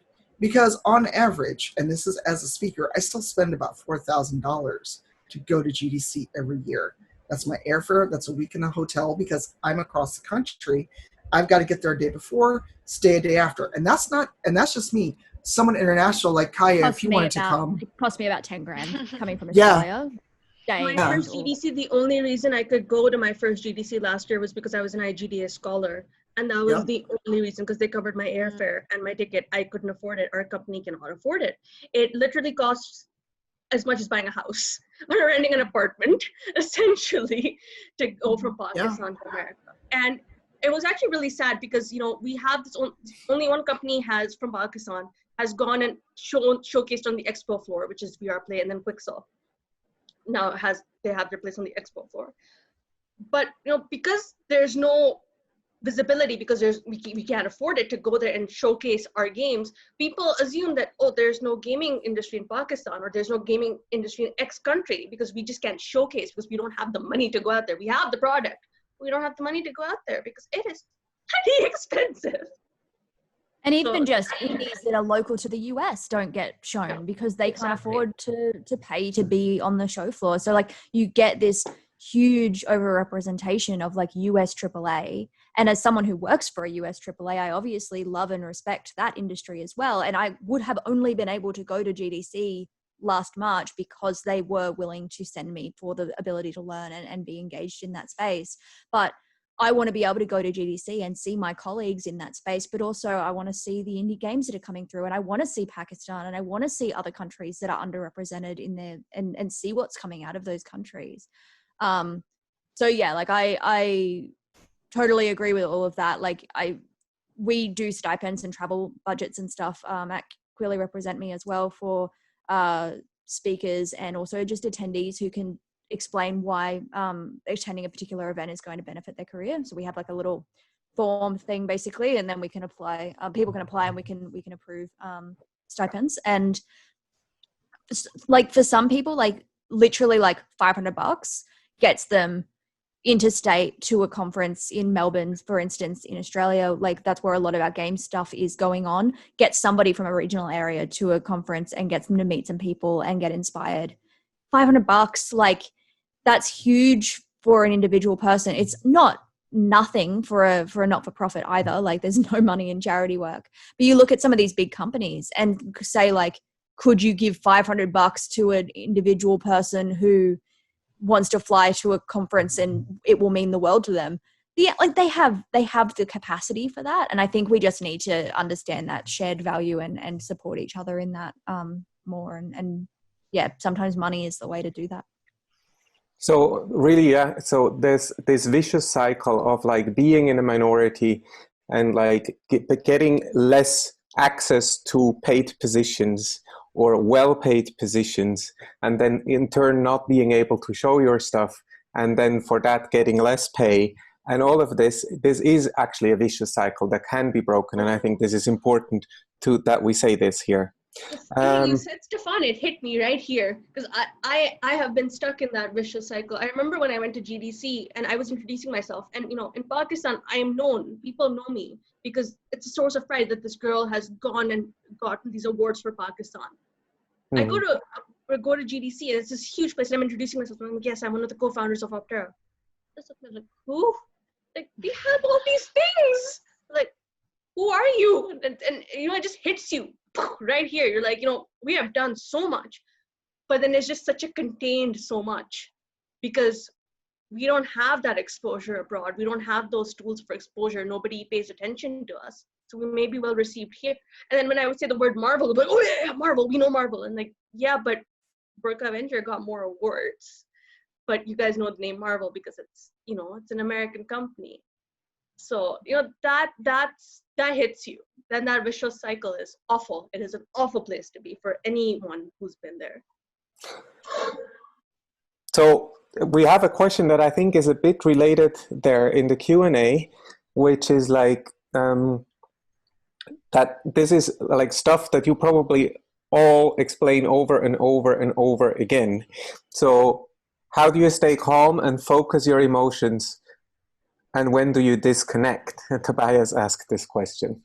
I would also like to add to this because he also asked about how do you get the energy for that, and that ties directly into what Tanya said, that you can't just switch off who you are and put down the controller and poof, you're like this person that doesn't get recognized as, you know, not the norm, basically, to put it in my bad words. Sorry, excuse me.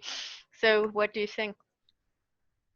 Like, my short answer is I don't always stay calm, and I don't always focus my emotions, and I don't often have the energy. And like, there's this beautiful ideal world where I am always a calm person who gently explains to people these things over and over and over again. And it's not how it is. And it very much depends on the platform. It very much depends on a lot of factors. Like, I can come to something like this and I can very calmly explain for a couple of hours stuff about diversity again, because I was asked by respectful organizers who I know are moderating a chat, and they are literally paying me for my time to do this and share my expertise. Like, there are a bunch of reasons why being here today is a professional exchange, and it's something that I can do. What then happens is people come onto my Twitter at 24 hours a day and expect me to explain this to them in exactly the same calm way. And suddenly it's not a prepared talk. It's not a thing I've agreed to. It's some random person, as opposed to being able to talk to a group in my controlled way. And it's also, you know, it's unpaid, it's in my space. And then I suddenly turn around and I'm not calm, and they're like, ooh, why are you not calm? And I'm like, hey man, you want to come to my talk, you can. I'm calm there. And so to try and kind of temper that a little bit, I put a lot of work into creating resources and doing that through my charity work, and doing that as part of, you know, the other things that I do, so that when someone comes into my chat and says, like, I don't know, insert ignorant question here, which is, you know, asked in good faith, I can say, here's a resource that I've done previously, go read that, leave me alone.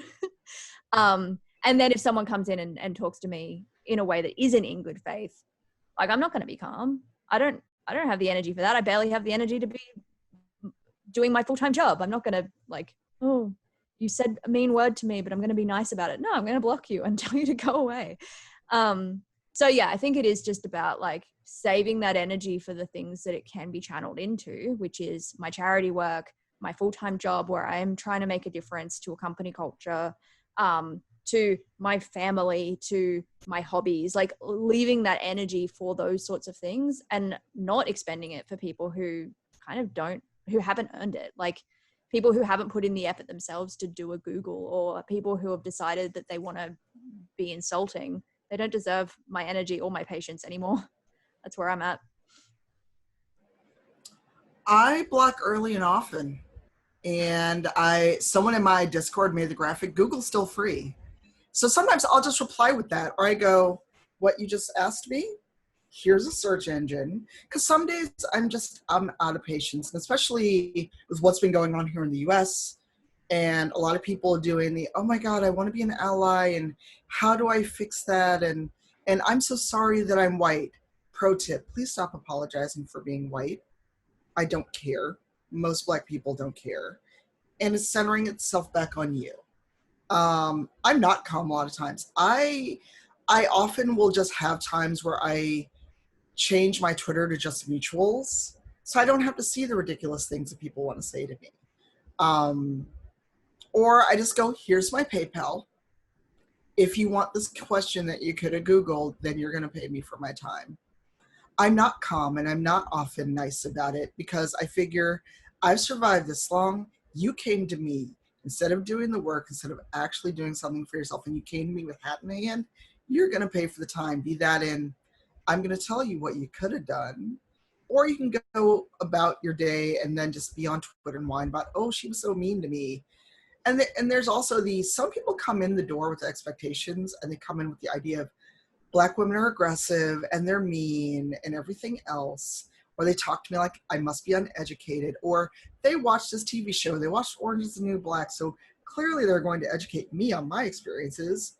And the last thing people do is, well, if you were nicer. And I'm like, nicer gets me walked over.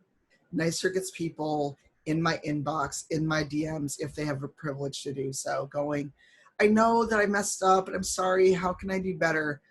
There are people that can pay you, that you can pay, I'm sorry, to help you, but no one can make you be a better person except you. And that's what I try to tell people. You can sit here and follow me on Twitter until we both die, or until Twitter goes away. It's not going to make you a better person. If you sit here and you listen until it's convenient, until I say white women or white feminism, and then you get mad because you didn't vote for Trump, you would vote for Obama a third time, you've got Black friends, you're in a mixed marriage. Those are all things that have been said to me, by the way. I can't help you. Nobody can help you. If you have faith, whatever you believe in can't help you. I just tell people, you can listen or you can go away. And sometimes I just disconnect from Twitter as much as I can, because unfortunately Twitter is how I am where I am, and connect with people is how I got there. But some days I just got to put my phone down, close the tab, and just not talk to anyone and go play Animal Crossing for 8 hours a day. Yeah, I think both of you guys have made some, you've hit it on the head again. But yeah, it's like, choose your circles. Don't always have, none of us are calm, man. We go through crap every day. We get called names, we get assumed, some things about us. I have been told by men, in corporate settings, Aya, stay calm. Why are you not calm? You're a woman, stay calm. And it's like, I will not be calm. You're talking rubbish. You can't tell me to be calm when you're talking rubbish. I only have a set amount of patience. And that patience stopped when I was 20 years old. It's gone. We're so jaded. I'm just listening to the three of us and we're all just I'm so over it. These people were like, wow, how do you stay calm? It's we don't, we're done. Yeah, it is, exactly. I think the summary is also kind of don't expect praise for doing things right. It's like you're Google, gonna doing get the minimum standard, like doing the absolute lowest bar that is like, I've worked out I have to learn things, maybe I'll go ask someone. They haven't even gotten to I'll go learn some stuff. They were just like, oh, I'll ask someone else. Like, don't expect a pat on the back for doing the bare minimum. But at this point would be minimum standard. Exactly. So we have a cool question, I think, which also kind of leads us over into an area that we haven't really covered in our panel here in the talk. Is so when was the first time you actually saw something in media you truly felt represented? And I kind of want to use this question to move over to like character representations and narrative representations of all kinds of, diverse backgrounds. What would you say? Like, what is one that you felt ticked that box? I'm still looking.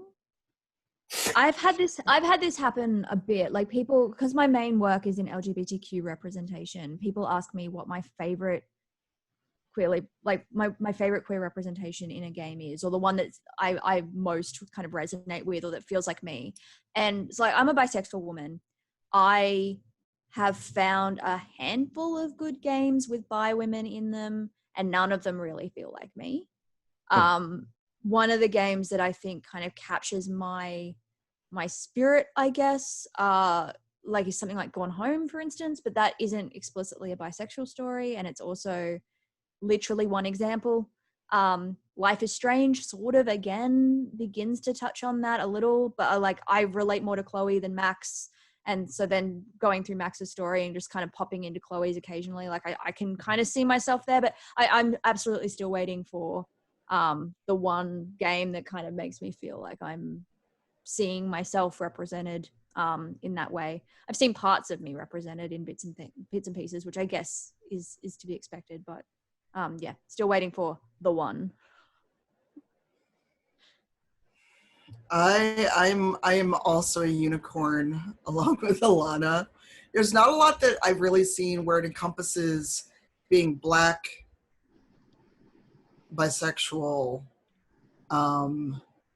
fat, or any of those without being a punchline. We did get Remember Me with our Black protagonist. I know people like to argue about whether or not she's Black or mixed. Either way, she ain't white. But I still haven't quite found it, because anything I can think of is a fighting game, a sports game, or a game where you don't get to live very long. So Alayna and I will be over here in our bi corner looking for better representation. I mean, it's a good corner. It's just there's not many games to play, but it's fun over here. Yeah, for me, it's my corner is not. It's a weird corner, because being a brown Muslim and with the kavat that comes with it and the perception that comes with it, I haven't seen anybody except the character I helped create, which is Miss Marvel. She's the only character I could actually relate to as a Muslim, because she wasn't. When people create Muslims in culture or in games, they're either they're wearing the hijab, the niqab, they're severely oppressed, or they're terrorists. That's it. These are the three checkpoints for Muslims, whether it's in games, whether it's in TV shows, whether it's in comic books, anywhere. That's what I see. If it's brown, terrorist. If it's a woman, oppressed. That's it. So just, with Kamala, it was just different. She was just, she was human first, Muslim second. And that is something, because obviously since I was directly a part of it, and, we had 2 Muslims and we had 2 Pakistanis on the creative team, and it was a diverse team. We created a diverse character and a relatable character. But besides that, I mean, if I had to think of a game, the closest I could find, or the closest I can relate to, would be Aya from Assassin's Creed Origin, because again, Muslim. Strong Muslim character who had her own agency, who had her own story. It wasn't tied down by, a few checkpoints. That's about it. I can count on my fingers how many Muslims we have that are positively represented in games, which is a bit sad. So yeah. For me, it actually was Wonder Woman, the movie. And I mean, wait for it. It sounds really bad because in my eyes, it's not a good movie. I don't like Wonder Woman as a character, or the whole thing that she patriotism and all that she stands for. But it was the first time that I was in a cinema. It was a mainstream movie, and there was a woman that was the main protagonist, the hero, and she was this person that could do everything, and she was super strong and everything. And I was sitting in the cinema crying because I wish that, 5-year-old me could have seen this movie and feel like, yes, I wanna be like that person. And I never had that as a kid. And it's not like I like the movie or anything. It's just this thing of me as a kid would have had a role model to look up to, or a fictional character. That tent scene gave me goosebumps. I thought Yeah, it was a right. great scene. Yes. So I know where you're coming from. I completely agree with you. Yeah, I think for me, I had a weird experience when there was this early sitcom, Will and Grace, at the early 2000s, and there I thought, wow, that is really cool. Finally, gay characters. And because when I grew up and when I came out, my parents were actually worried that I was going to be lonely and sad, because that's what the gay, or just like the one that is being made fun of, because that's really what the representations of gay men were like in the 80s and in the 90s. We were just like the ones who were being ridiculed. Now today, of course, gay representation is a lot better, but also Will and Grace was this series where you have a gay man or two gay men that are being played by heterosexual men. And I think there is another aspect of it that we have, that I was so disappointed when I learned this, because I finally thought, wow, this is so cool. But then I realized, okay, but they don't actually have the background, so this is all being acted. And I think it's very important to also have this aspect of authenticity, that we have the voice being spoken by a person that actually represents what the person is speaking. And so this is something I would really hope that our audience also kind of takes away. And then, I mean, Dragon Age Origins, or Inquisition, all the Dragon Age series, they actually have had that. So there I was like pretty happy to see that happen in a game. So that got me super excited. Yeah. I think the whole idea of just, gay, just the LGBTQ plus community being played by straight people, I think that just needs to end now. It's ridiculous. Or, hire people so that it can be authentic. Whether you're writing, whether you're acting, they need to be there to get those nuances right, so that the person watching can relate to it. It's just, that's how it should be. It's there's no ifs or buts, or the little, but maybe like this. It's like, no, stop there. Yeah, like I understand in terms of sexuality, I can understand a straight person playing a gay person or vice versa, and those sorts of things. In terms of like trans representation, that's completely unacceptable. And that's the point where it becomes a massive problem for me. And if you are going to have somebody who isn't trans playing a trans character, you don't have a man dressed as a woman. You have a woman playing a trans woman because they are a woman. And so as much as possible, we need to make sure we're filling these roles with the right people to represent those people. But like, actors can act, they can, kiss someone of the same gender, even though they're not actually gay, and all of these things. And that is fine, provided they are, treating it with the right kind of respect, in my opinion. Yeah. But Respect, if there respect is somebody there who is available and is, the right race, sexuality, gender, whatever, we should be prioritizing and aiming to hire. Yes, exactly. It's annoying when people who fit the bill are, passed over for a mainstream person. It's like, no, that role should be given to people, or that action should be given to someone who already fits the bill. They should be prioritized. Otherwise, they're going to remain a minority forever. Let Muslims write Muslim stories, because that way they'll be authentic. They won't just tick those 3 check marks. And there are Muslims who are willing to write these stories, who want to write these stories, but aren't just given the opportunities to. Now, all of you are actually consulting for game companies. How does that happen? Because I think, like we have a lot of listeners here that are in the games industry and maybe not, or are actually the representatives maybe of this majority that we have talked about. How do they actually get the information and the people in that they need? So when they hire you guys, what can they get, or why should they do that?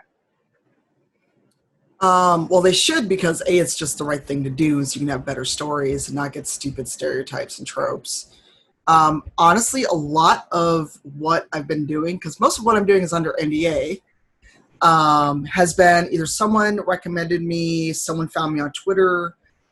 Now people are trying to find me on LinkedIn, which is a little weird. But word of mouth is the biggest way in which people are doing that. And I actually put out a call for specifically POC who are doing this work. So that if someone comes to me or comes to I Need Diverse Games, I can go, here's someone that would fit what you're looking for, and introduce them, get the ball rolling. The biggest thing is, if you want diversity consultants, sensitivity readers, or better yet, hire people, pay them. Because the biggest thing that I'm finding, a lot of people want to go, but it's making the game better. It's for the community. Don't you want the game to be better? Yes, I still got bills to pay and rent to pay. I still got to eat. Yes, there is value in what we're doing. It is actual work. Because let me tell you, sitting through 100,000 page or 100,000 word manuscript and editing and giving comments and then sitting in an hour-long meeting with people to go over your feedback is a lot of work. And sometimes people don't want to hear what you have to say. If you hire a diversity consultant, see, even the dog agrees. The dog is co-signing what I'm saying. You have to agree with me. I muted for the exact reason, but yes, my dog he agrees. No, the dog is co-signed, and we know the dogs are not wrong. They are right about people. You can't just bring in diversity consultant, especially like right before your product ships, and basically want a rubber stamp that says, yay, you did it, you're not a racist. That's not what we're here for. No one will ever do that. We're not going to give you the brown person check off, the queer person check off. Bring us in when you're starting your project. Keep us involved every step of the way, and acknowledge what we do. So many people do this work and are never in game credits, are never in book credits or anything like that. And have a contract, ask for 50% up front. And if you're in a position where you honestly can't pay a consultant, barter for something. Don't just expect people to do this work for literally nothing in exchange. I'll echo a lot of that. So we are one of, if not the largest diversity consultancy not-for-profit in Australia. We typically word of mouth. I go to events like this, I talk about what we do, and people find us after that. Twitter, very loud on there. And then we'll work with groups, and they'll work with other groups and say, hey, this is who we worked with. We also work quite closely with government bodies. So a lot of government bodies that do funding in Australia have a requirement for you to meet a certain level of diversity and inclusion in your content. And if they receive applications, instead of just saying no, they'll often say like, yes, we like your idea, but on the condition that you consult with a group. Here's our recommendation. We've worked before. And so we've kind of gotten in there, which has been really good for us as well. We've also done some work with not just in games as well. So we're aware of the fact that a lot of different studios pay a consultancy rate for our work. If you actually cut down how many hours and how many people are involved in consultancy, it's actually quite a high rate. And so what we'll often do is we'll book in with like banks and lawyers and these kinds of companies that also need code of conduct, sensitivity reading, and guest speakers and things that we can do. They don't need to be like our work isn't always game specific. There's a lot of crossover, and so we'll go there. We'll bill them for a full consultancy rate, and we'll use the rate and the profit that we get there to subsidize indie studios being able to get consultancy as well. So there are kind of ways to make it work, but we don't do consultancy unless we can pay our consultants. So we need to be paid for the work that we do for that reason.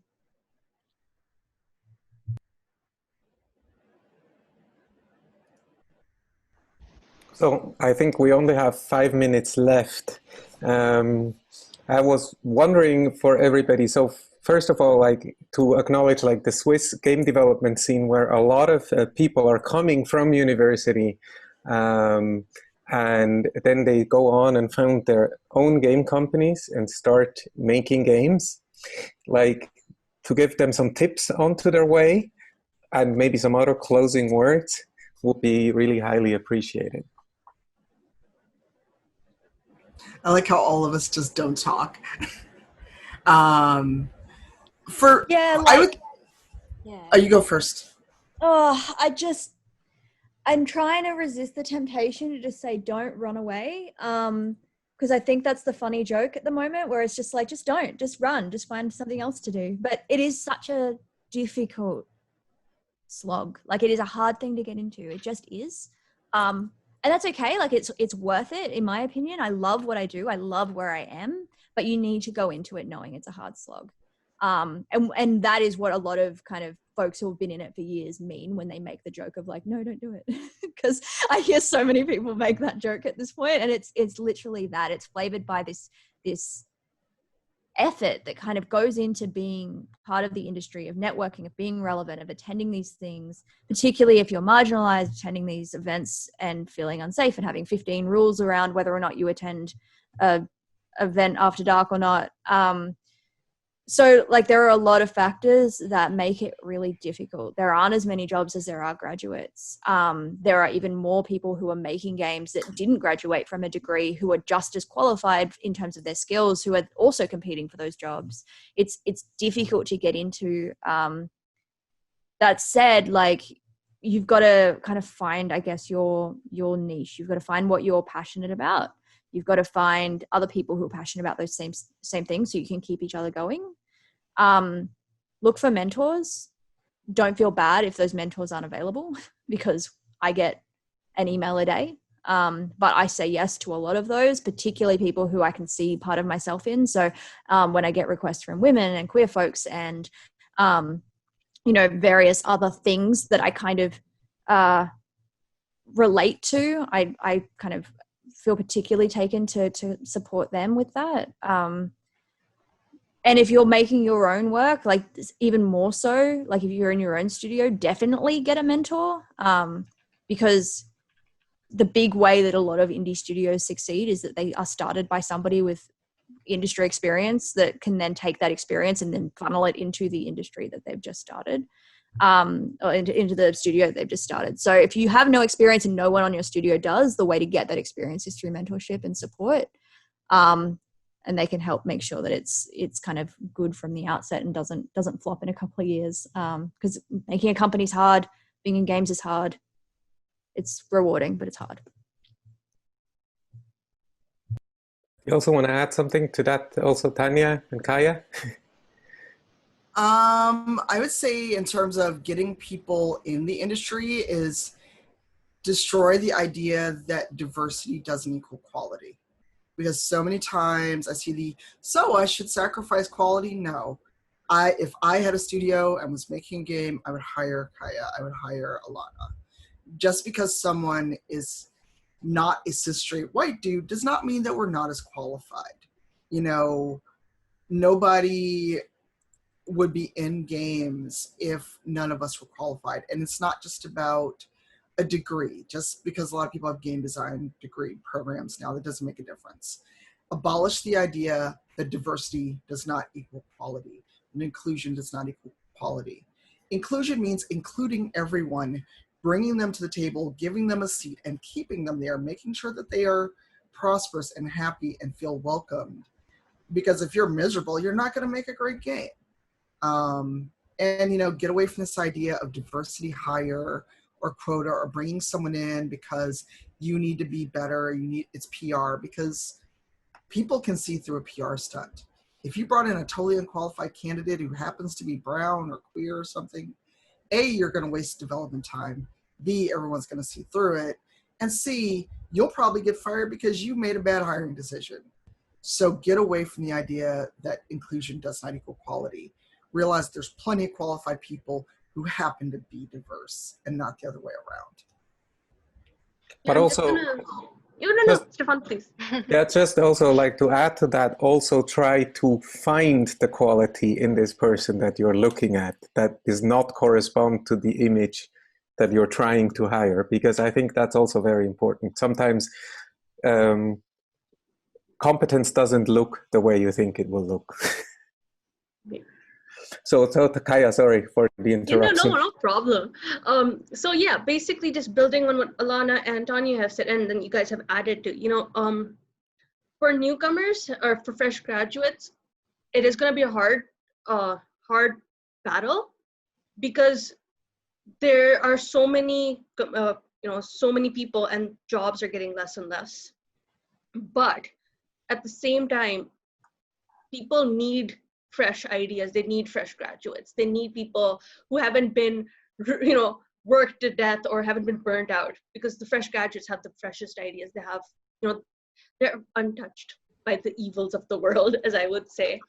So, some of our best hires have been fresh graduates, honestly speaking, and they've had zero experience, but they've had the best ideas. I say diverse yourself in what you can add to the team as well, because that's how you will also get hired. If you're a game dev, do something else on the side. Do a bit of, do some different facets of programming. If you're a narrative designer, do technical game design as well. Just add some value to yourself as a person, because that's what hiring agencies look for a lot as well. They look for what value can you add to the company. So from a technical perspective, I think that's pretty important as well. So yeah, that's pretty much it. So I think thank you for these closing words, Kaya. We already ran over time. We still got some questions open. Are any of you joining the after session chat on Discord, so we could maybe pop in or talk about these questions too? I can give about 10 minutes before I get 3 a.m.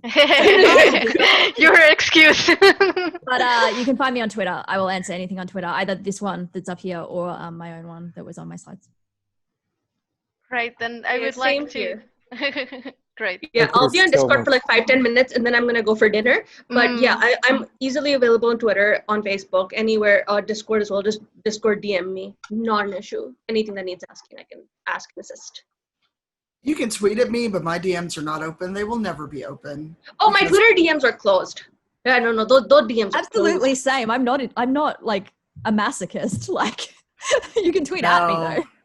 You can, if you're in a Discord I'm in, maybe you can message me. But because people don't know how to act, except for email. And if you email me and you're trash, I will send it to the trash. Okay. Words to live by. Words to live by. Diversity is hard, but it's worth it. Yes. So thanks you all for joining. That was an amazing panel. We super enjoyed to have you. And thanks to all of you who were listening in and asking questions. So we are, at least I'm going to hang out a little bit in the after panel chat. And so definitely do join if you want to. Thanks, you guys. Thank you for inviting us. This was amazing. I'm so honored to be a part of such amazing people. Thank you. Thank you so much. We are honored. Thank you. Bye-bye, everybody. Have a good day, night, evening, afternoon. Bye. Thank you. Bye.